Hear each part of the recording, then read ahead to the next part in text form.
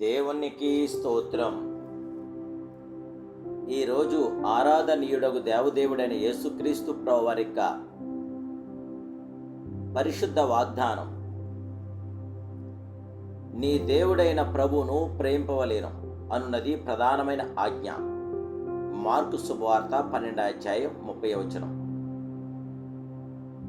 ప్రియా సర్వాధికారైన దేవదేవుని బిడ్డలారా, ప్రభుని యేసుక్రీస్తు మహిమ కలిగిన నామములో మీ అందరికీ నా హృదయపూర్వకమైన శుభాభివందనాలు యేసుక్రీస్తు ప్రభువారి యొక్క ఘనమైన నామములో తెలియపరుస్తున్నాను. దేవాదేవుని బిడ్డలారా, మీరంతా బాగున్నారు కదూ? మహిమాస్వరూపుడైన యేసుక్రీస్తు ప్రభువారి యొక్క కృప నేడు మీతో, మీ కుటుంబ సభ్యులతో కూడా ఉండి, మీ ప్రతి అవసర అక్కర్లు కూడా ప్రభు తీర్చి, మీకు శాంతి, సమాధానం, నెమ్మది, ఆదరణ దయచేసి తన ఆత్మ ద్వారా మిమ్మల్ని అభిషేకించి ఆయన కృపలో మిమ్మల్ని స్థిరింపచేయను గాక. దేవదేవుని బిడ్డలారా, మీ ప్రత్యేక ప్రార్థన అవసరతున్న ఎడల కామెంట్స్ రూపంలో తెలియపరచండి.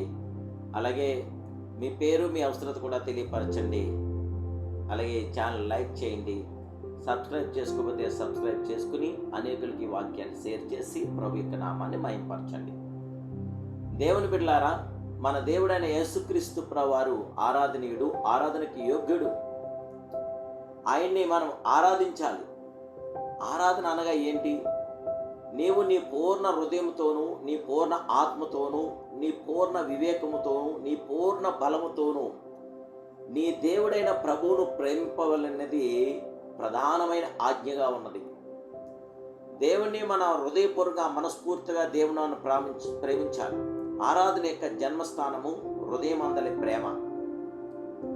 దేవుని బిడ్డలారా, మరొక మాటలో చెప్పాలంటే, ప్రేమ అను ఊట నుండి ఆరాధన అను నది బయలుదేరింది అంటున్నాను. ప్రేమ లేనిదే ప్రభువును యథార్థంగా ఆరాధించలేము. ప్రేమ లేని ఆరాధన వట్టిది, అది వ్యర్థం. ప్రేమతో కూడిన కృతజ్ఞతాభావము, స్తుతి స్తోత్రములుగా ఆరాధనగా వెల్లడవుచున్నవి. ప్రభువును మహింపరచబడుచున్నాడు. ఆరాధన అనగా ప్రేమతో, కృతజ్ఞతాభావంతో దేవుని మహింపరచుచు, స్తుతి స్తోత్రములతో ఆయనను కొనియాడుట, ఆయనతో ఏకమగుట.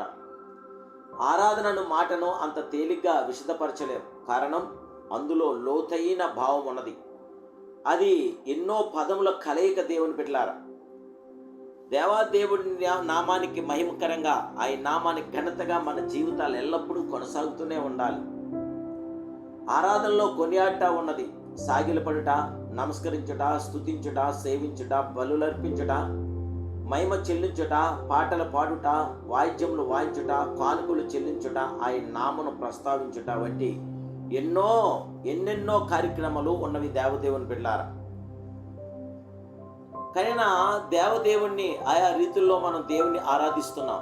మోకరించి ఆరాధించేవారు కలరు, చేతులెత్తి ఆరాధించేవారు, చప్పట్లు కొట్టి ఆరాధించేవారు అని పలు రకముల ఆరాధించేవారు ఉన్నను అసలైన సంగతి మనం మర్చిపోకూడదు. మన దేవుడు మన ఆరాధనను అంగీకరించుచున్నాడు. మన ఆరాధనను బట్టి ఆనందించుచున్నాడు. ఆయన ఆరాధనను కోరుకొనుచున్నాడు గనుక మన మధ్య నివాసం చేయుచున్నాడు. తన ప్రజలు స్తుతుల మధ్య దేవుడు ఆసీనుడు గనక మనము ఆయనను తప్పక ఆరాధించాలి. దేవదేవుని బిడ్డలారా, మీకు వందలాది పనులు ఉండవచ్చు, సమస్యలు ఉండవచ్చు. వాటన్నిటి మధ్య ప్రభువును ఆరాధించుటకు మొదటి స్థానం ఇవ్వండి. సమయమును కేటాయించండి. ప్రేమ చూపుచూ ఆయనను ఆరాధించండి. మీ జీవిత గమ్యం ఏమిటి అని కొందరిని అడిగినట్లా తక్షణం వారు, నేను ఇంజనీరింగ్ చదవబోచున్నాను, మెడిసిన్ చదవబోచున్నాను, కంప్యూటర్ నైపుణ్యతను పొందబోచున్నాను అని చెబుతూ ఉంటారు. అయితే వాటన్నిటికంటే ఎక్కువగా మన జీవిత గమ్యముగా ఉండవలసింది ఏమిటి? ప్రభువును ప్రేమించుట, ఆయనను ఆరాధించుట. అలాగే దేవుని పిల్లారా, ఒక సంఘం యొక్క ప్రధాన బాధ్యత ఏమిటి? నూతన ఆత్మల కొరకు ప్రయాసపడుట, గృహములను దర్శించుట, రోగుల కొరకు ప్రార్థించుట, కృతజ్ఞతా కూటములు జరుపుట, వాక్య పరిచర్య చేయుట వంటివి అవసరమే. కానీ అన్నిటికంటే దేవుని ఆరాధించుటయే ప్రధానమైనదని జీవగల దేవుడి పేరిట మీకు తెలియపరుస్తున్నాను. దేవదేవుని బిడ్డలారా, దేవుని మనం మహిమపరచాలి, కనపరచాలి. ఆయన అద్భుతమైన కృపతో మనం నింపబడాలి. అన్నిటికంటే ముఖ్యంగా దేవుని మనం ఆరాధించడమే ప్రధానమైన ఆజ్ఞ అయినది కనుక దేవుని మనం ఆరాధించి ఆయనకు అద్భుతమైన శక్తిని మనం పొందుకుని ఆయన కృపలో నింపబడతాం గాక. ప్రభువు నేడు మీకు నాకు తోడైంది గాక. ప్రార్థన. మహాపరిశుద్ధుడు, మహోన్నతుడు, సర్వోన్నతుడైన మా ప్రియ ఆరాధనీయుడా, ఆరాధనకి యోగ్యుడా, అద్భుత దేవుడా, ఈ సమయంలో మీరు ఇచ్చిన ఈ ధన్యకరమైన సమయాన్ని బట్టి మీకు స్తోత్రాలు తండ్రి. దేవా, నిన్ను ఆరాధించవచ్చాము.